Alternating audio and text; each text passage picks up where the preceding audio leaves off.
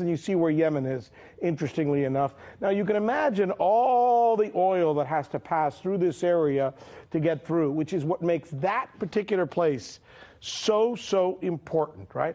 4.8 million barrels of oil passing through this narrow passageway just about every day. And now we're told the real reason for the war in Yemen is a religious conflict between Shia Houthis and the Sunnis, or the Saudis, or some other part, when in actuality, it's all about the oil. Here is our correspondent, Michelle Greenstein, with more.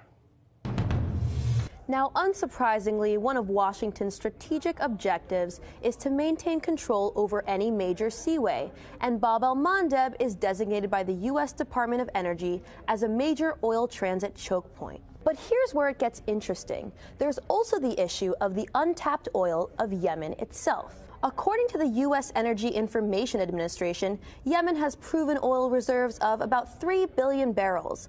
A U.S. geological survey from 2002 assesses that when undiscovered potential is added to known reserves, the total petroleum resource endowment for Yemen rises to 9.8 billion barrels of oil equivalent. But the petroleum that Yemen sits on has yet to be fully explored.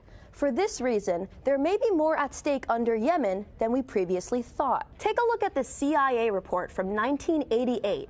Although it's filled with redactions and was only declassified in part, it suggests that South Yemen alone, which was its own country at the time, has an oil potential of 5 billion barrels. Not only does the CIA write that South Yemen's potential recoverable oil resources could be considerably larger than its estimate, they also write that deposits of oil and gas probably exist in the newly created neutral zone along the disputed border between North Yemen and South Yemen. According to economic expert Hassan Ali Al-Saneri, the scientific research and assessments conducted by the international drilling companies show that Yemen's oil reserves are more than the combined reserves of all the Persian Gulf states.